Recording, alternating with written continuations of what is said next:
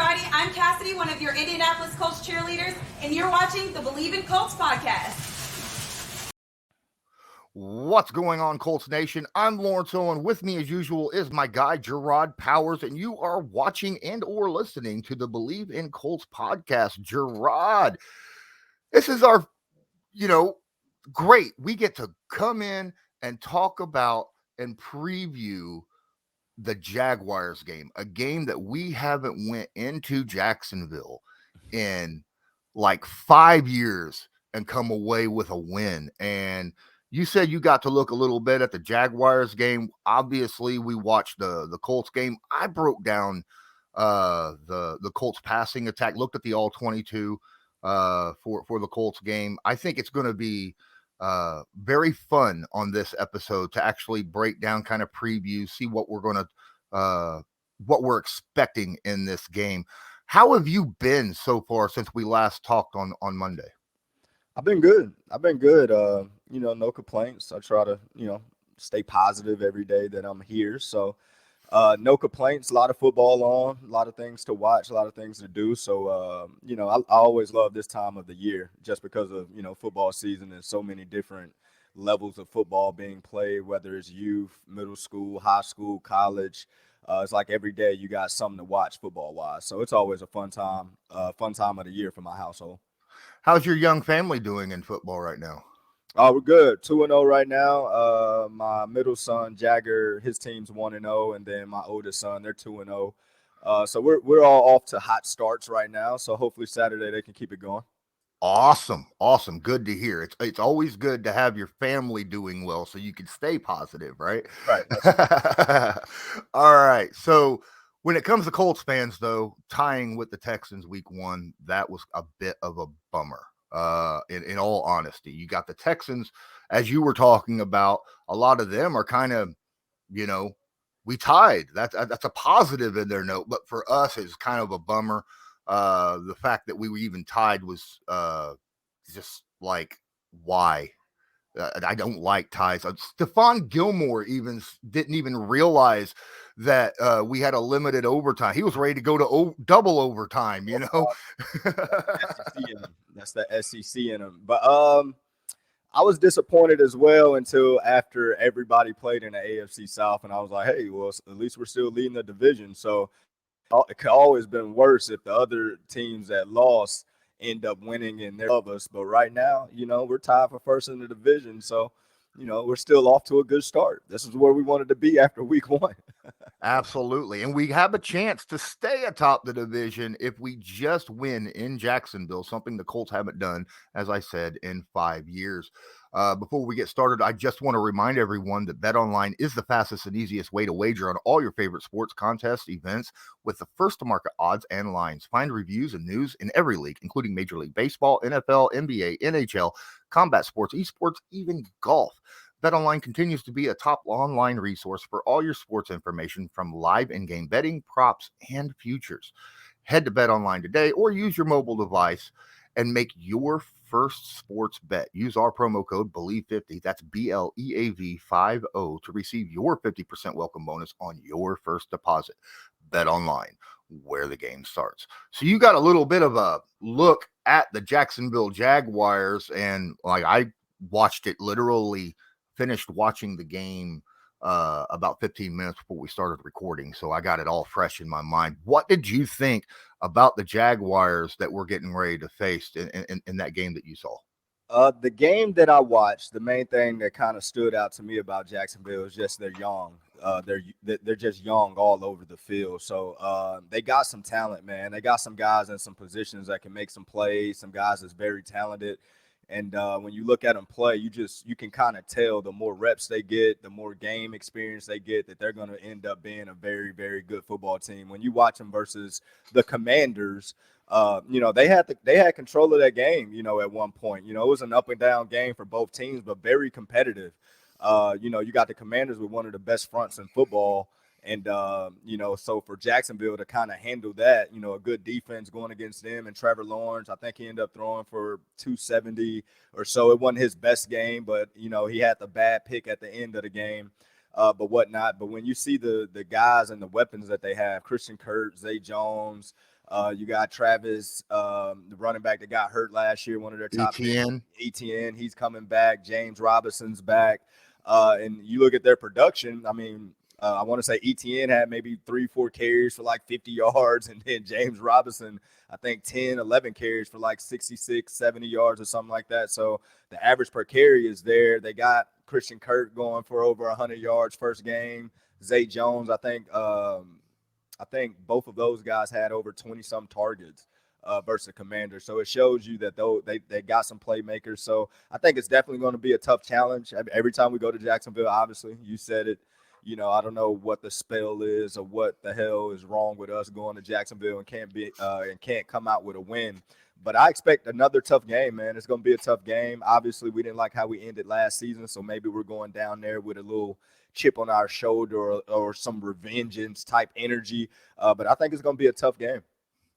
Yeah, I mean, when you talk about the way the season ended last year, a lot of the major players on our team wasn't on our team, like our quarterback, pass rusher, one of our outside corners, guys like that weren't on the team. Now, one of those guys obviously, knows a little bit about the Jaguars, maybe not the previous team, but he might have the current team, but he might have a little something to say in this game, and that's Yannick Ngakoue.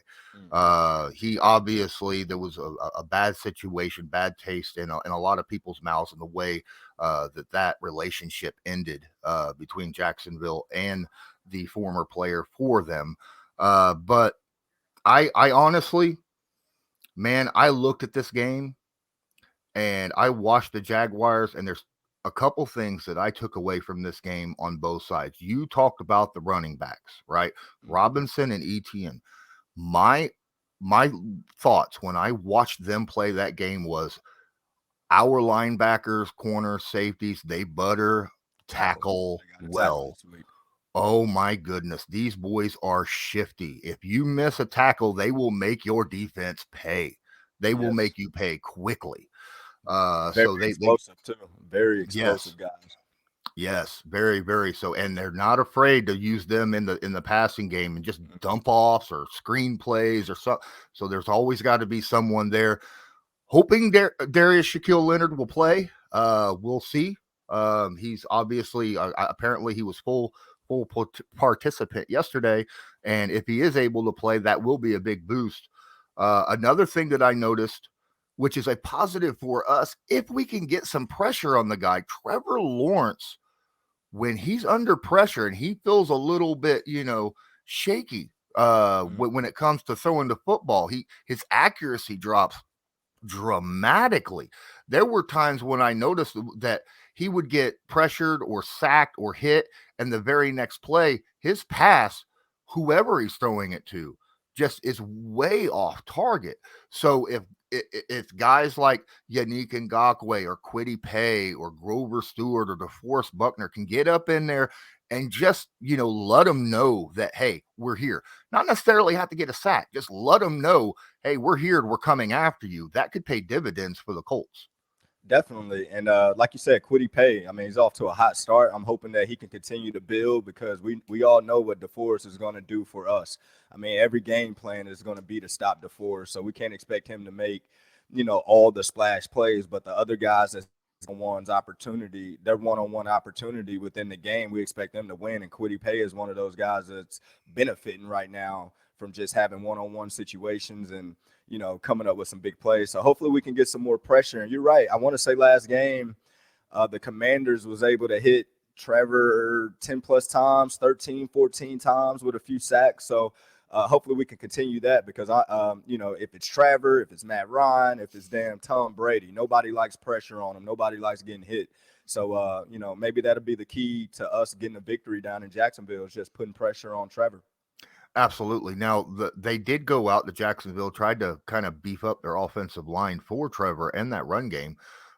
They got who I think is probably the second best guard in the NFL. And no, it's not Zach Martin. Brandon Sheriff is a stud still today. I mean, especially in the run game. He is a people mover. So, and being that he's sitting over there at the right guard position, that's where Grove stands, and that's a thing where Grove had a really good game last week. Well, I would really hope to see him have another game like that this week against Brandon Sheriff, because if he's able to do that, that is going him and DeForest will dictate how well Yannick and Quiddy are able to do on the ends, I think. I agree. No, I totally agree. How those two guys play and how those two guys perform week in, week out is going to determine if the outside guys is going to be able to have one-on-one opportunities and win their matchups.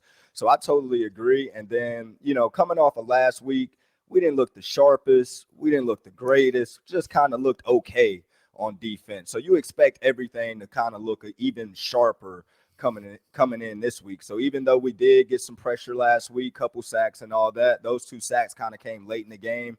I expect pressure and sacks early on in the game, first quarter, second quarter, and not necessarily just in the fourth quarter. So from start to finish, hopefully we can get some pressure on those guys, and then our secondary guys will be able to eat, because if we're getting pressure, that means the ball coming out quick, and everybody knows when the ball comes out quick, Kenny Moore is at his best. Stephon Gilmore is at his best. All those guys are at their best when the ball have to come out quick. So absolutely. Earlier this week, Gus Bradley, the defensive coordinator for the Colts, talked about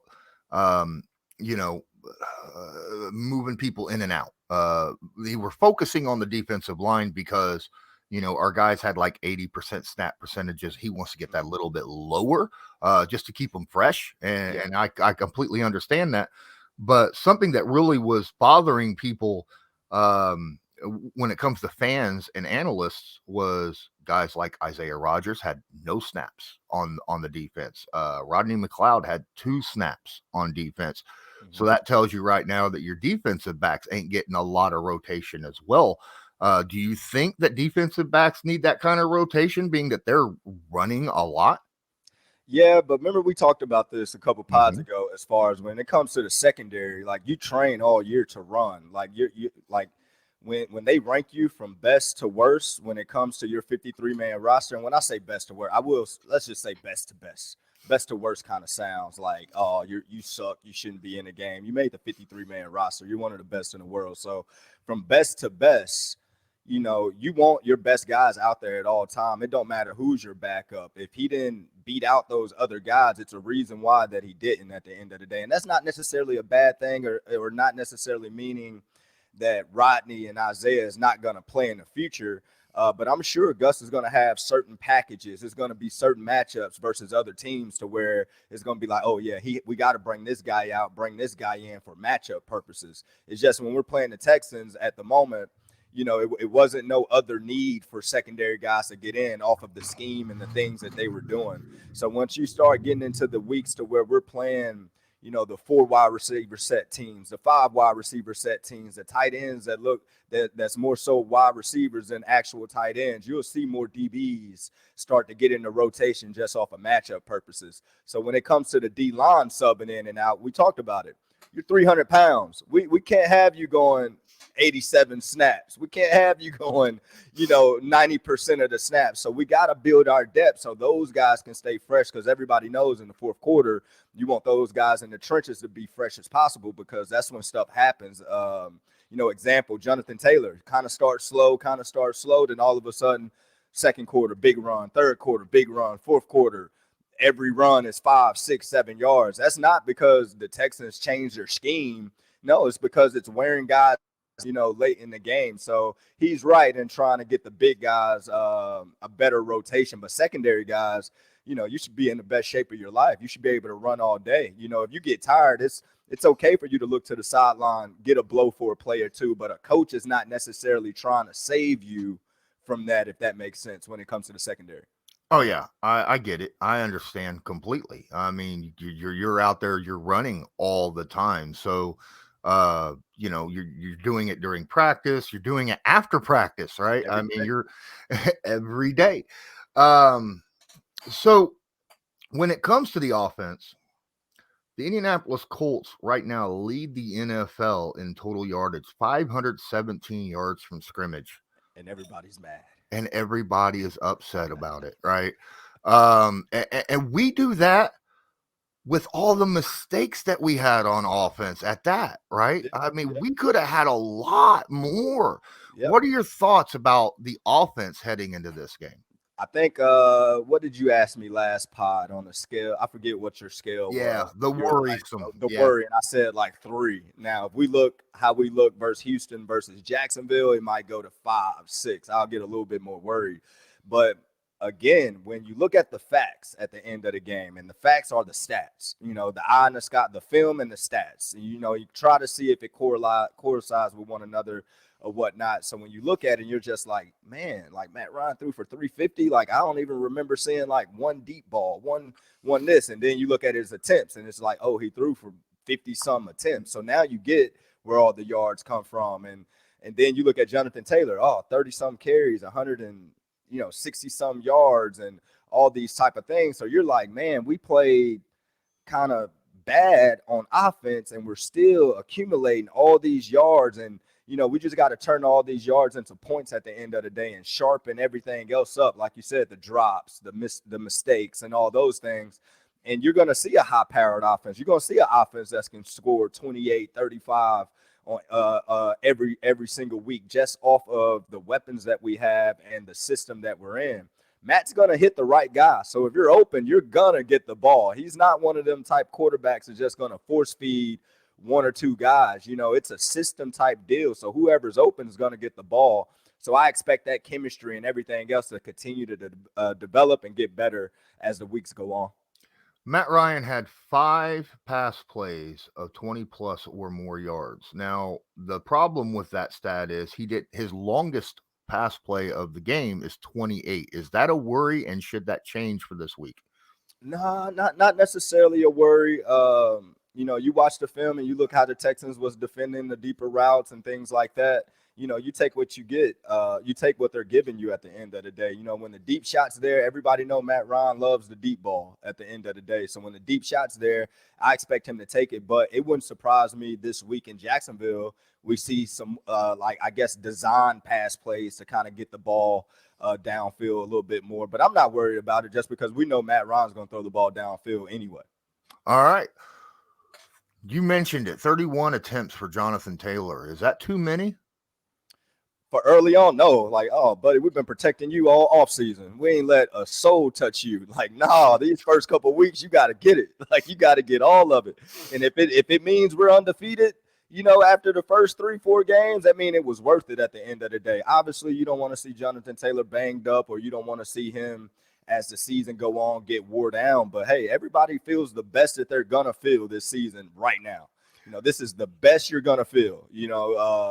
So right now you got to do what you got to do to win. You want to start off fast. I think you look at the statistics, and I remember when we played, coaches used to always give us statistics. Like, hey, if you start 1-2, if you start 1-3, these are the percentages of you making the playoffs. These are the percentages of you winning the division and things like that. So the first 4 games of the season is very important as far as just getting your team off and a good start, to start the season. So Jonathan Taylor, if we got to give it to you 40 times versus Jacksonville, he's ready to do it. Do it at the end of the day.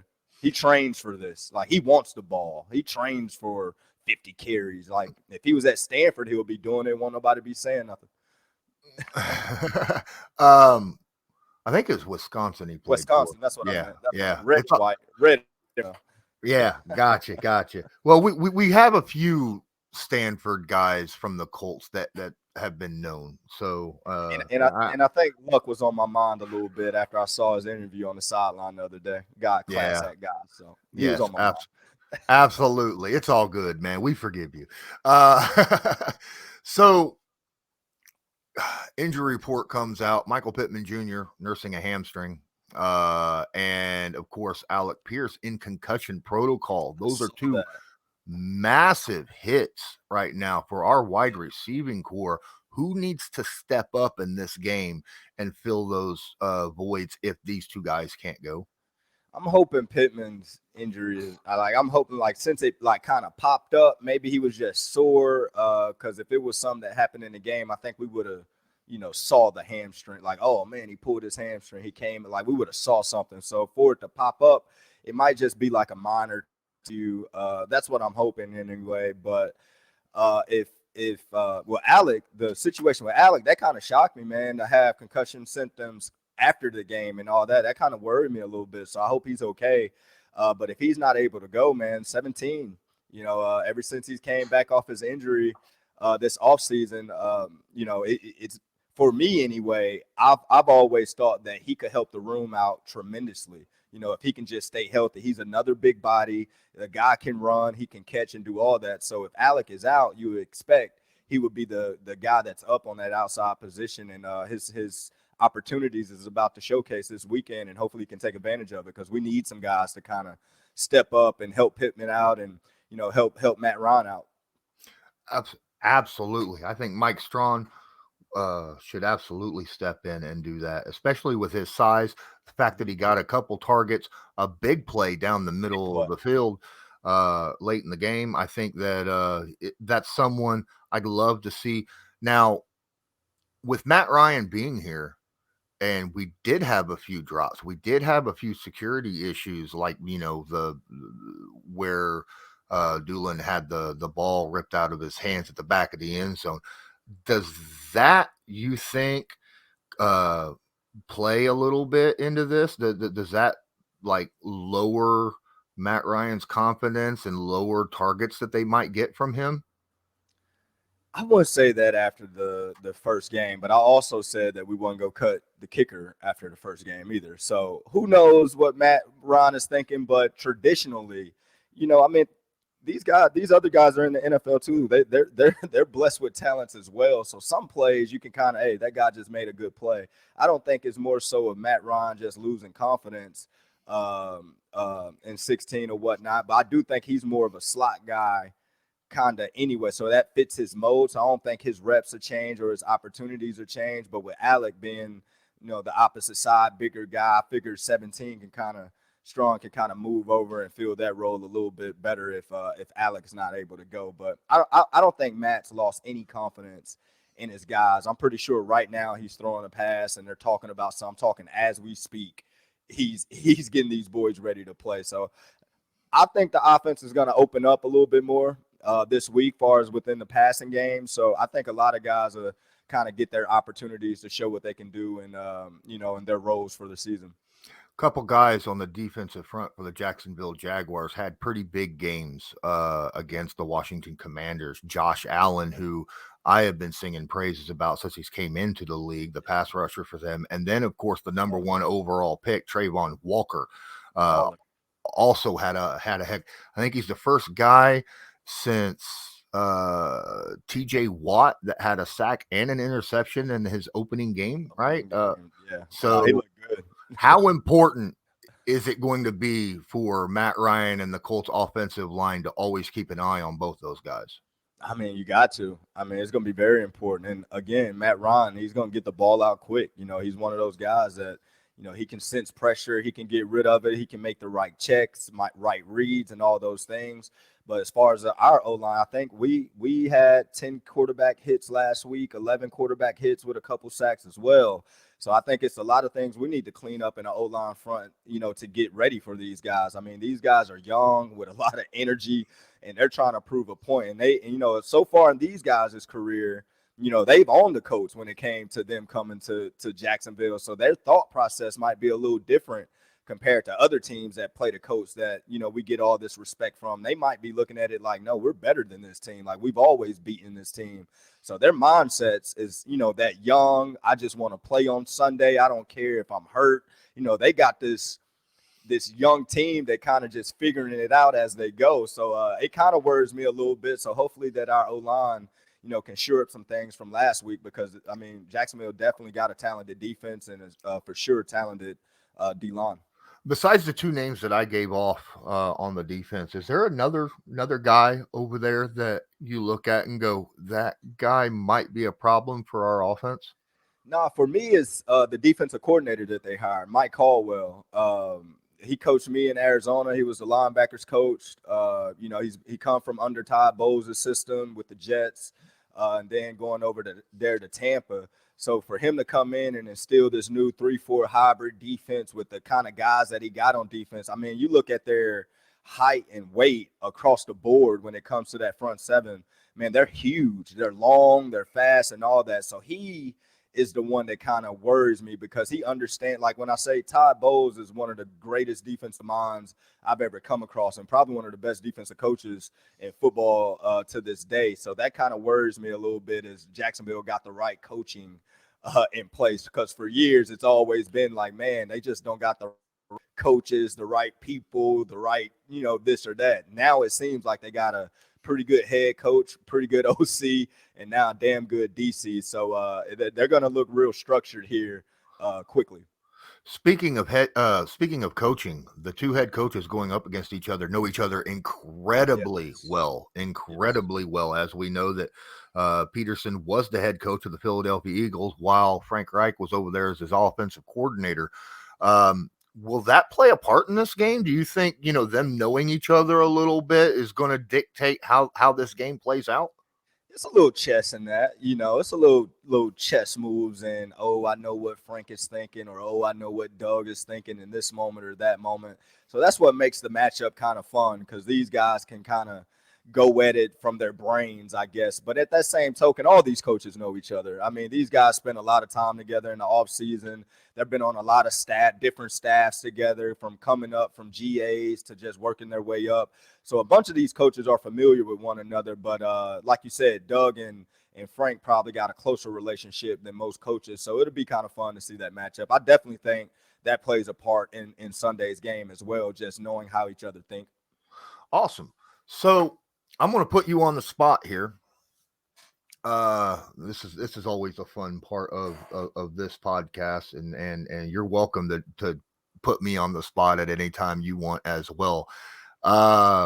Frank Reich, there's a lot of people who consider him a top 10 quarterback or top 10 coach in the NFL, and then there's a lot of people that consider, hey, we need to get rid of Frank Reich because he's an awful play caller and blah blah blah. Now, I'm just curious, where would you rank Frank Reich in the hierarchy of head coaches in the NFL right now? Honestly, I would probably put him right in the middle of the pack. And the reason why I say middle of the pack is when we're talking top 10 head coaches, you've done something as a head coach. And I don't mean as an assistant. I don't mean as a intern or anything like that. Like, no, you've been a head coach. You've won Super Bowls. You've gotten to the playoffs, like whatever the case may be. So it'll be hard for me to put him top 10-ish when there's so many head coaches that have accomplished so much with being a head coach. But do I think he's a damn good coach just like those other guys? Yes, I do. But just don't think he has the resume to be in that top 10 discussion. That's just my opinion. All right. Well, this is that year. He has the opportunity right now. We are undefeated. That's about the only thing good I could say about week one. But you know what's cool about Coach Wright is when I was in Indy, he was the quarterback coach. Mm-hmm. And how he is now as a head coach is exactly how he was as an assistant.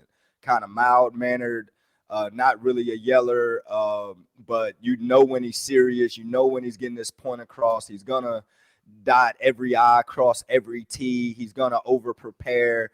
He was the exact same way as a quarterback coach, seeing him in the rooms with Peyton, seeing him giving the defense, certain advice, certain tips on when quarterbacks do certain things. So me knowing Frank, from my time when I was in Indy and he was just a quarterback coach, and I remember I was kind of happy to meet him just off. I was like, hey, man, I was watching NFL films, and you're the backup quarterback that was for the Bills that had the comeback game. That's how our relationship started when we met Coach Wright. I brought that up. So to see him now, it's kind of cool to see that, he hasn't changed, who he is as a person and who he is as a coach. He just took it to a whole nother level. Yeah, last night I was doing a Patreon stream, and we was just hanging out, talking to guys and fans, followers, stuff like that. And a lot of people say that, Frank Reich is a player's coach. He's the Mr. Nice Guy. He never gets angry with anyone. He's not like Coach JB, right? But from Last Chance U. Look, my only defense was well, we know what he's like during game day. We know what he's like, during interviews. None of us has been in the locker room with the dude. What is he like, to players? Is he a guy that is nice to players and just puts everything on himself, or what? See, I hate when fans say like, "Oh, he's a nice guy. He don't do this or he don't do this." He's a player's coach. I mean, he's a former player, so obviously he understands everything that the players are going through. I'm talking everything. So that makes him a player's coach, and that don't mean. And it's other coaches that might be, I guess, that might express themselves even more, like far as being the yeller or the loud talker. But they're a player. They're a former player, so they're player coaches as well. But what gets me, what people have a knock on Coach Reich about his personality, because it's so mild to us, is nobody was saying that about Tony Dungy. Nobody was saying it about Coach Caldwell. And those guys had a bunch of success in the league. And these assistant Coach Reich, all these guys, they come from under that tree. They come from under working for Tony Dungy, working for Jim Caldwell, to where even though their approach was a little different, it still got the job done at the end of the day. So I don't necessarily think it's fair to Coach Wright that people give him a hard time about, oh, he's nice to guys. Like, just because he's mild-mannered don't mean he's nice to everyone, and we're talking, this is a business. Nobody's expecting to be treated nicely anyway. You have a job to do. You get graded off your job. You get all those type of things. It comes to if you're doing your job or not at the end of the day. He can be nice to you all you want and cut you at the end of the day if you're not doing your job. This is how these guys feed their families. I know it's a game to us as a fan. I know that, we kind of take it for granted, but these guys, this is how they feed their family, from the owner to GM to coaches to players to the cooks to everybody in that building. They're doing this for a living. So it's I don't want to say it's disrespectful, but I think us as fans have to give them a little bit more respect in their approach. They're doing everything that they can possible to win on Sunday. Whether you agree with it or not, they're, in their eyes, they're doing what's best for the organization and best for the team. And if we can kind of get behind that in a sense, and I ain't saying you have to agree with everything, but just get behind the fact that I know these coaches are trying to make the best decision that they can to win a game. I think it'll help us as fans on game day to kind of understand certain decisions being made in certain situations when it comes to, the guys going out there and performing well. That's a great inside answer. And here's the thing. You said, you could still be cut at the end of the day. He's still going to do his job.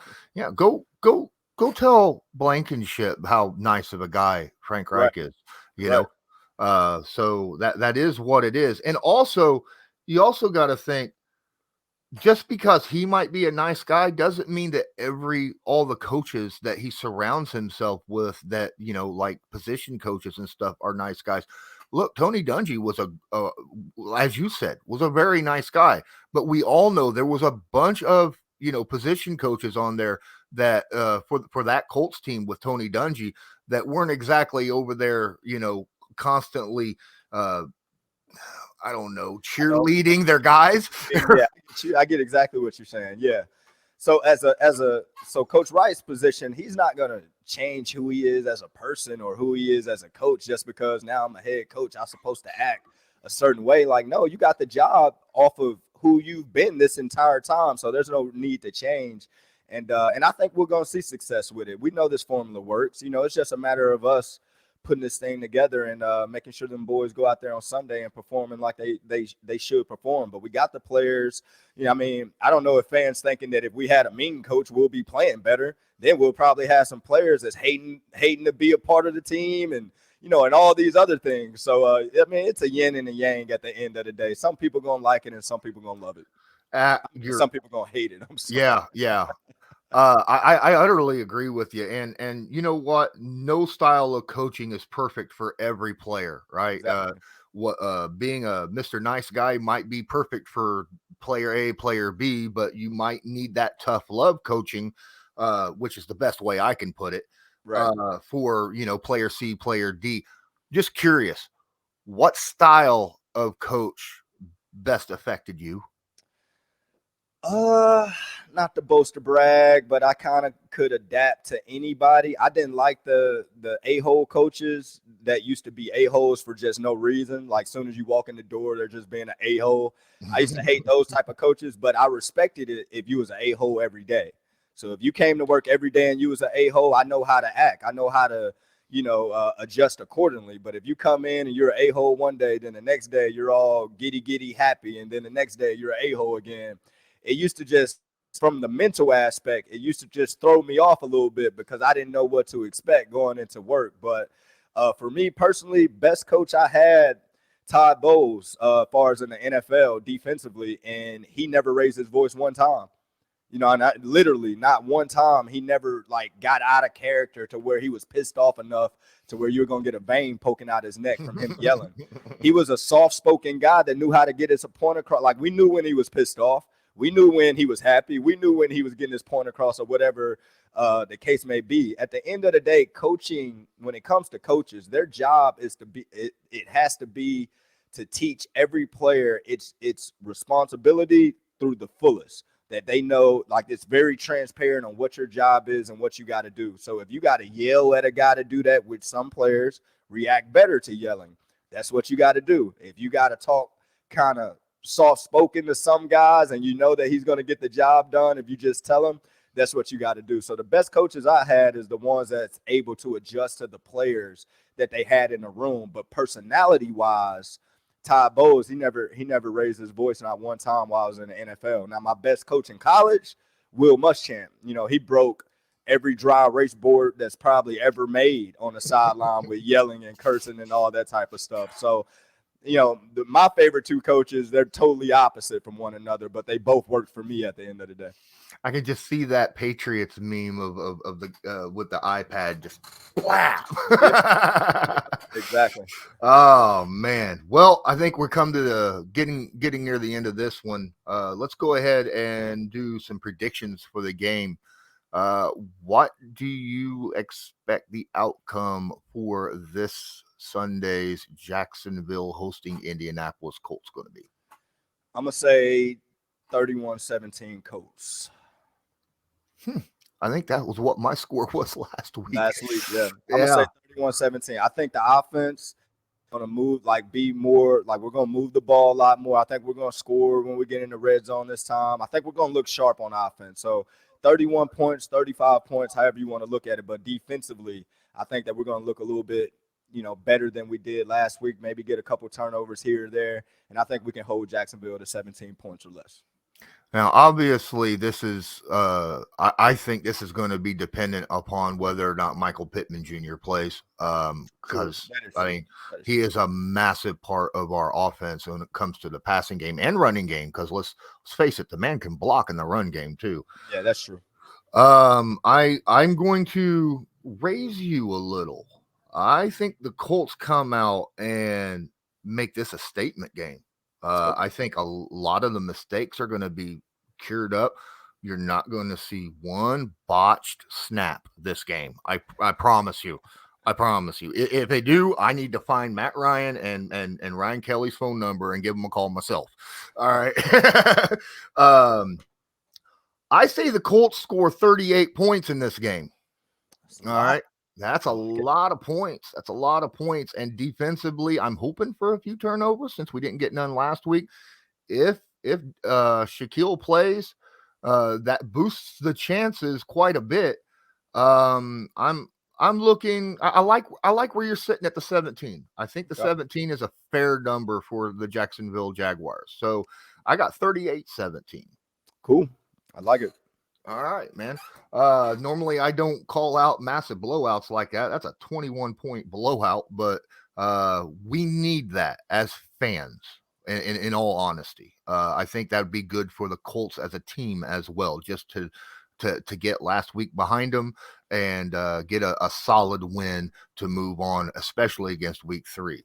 Obviously, we want 1-0 this week.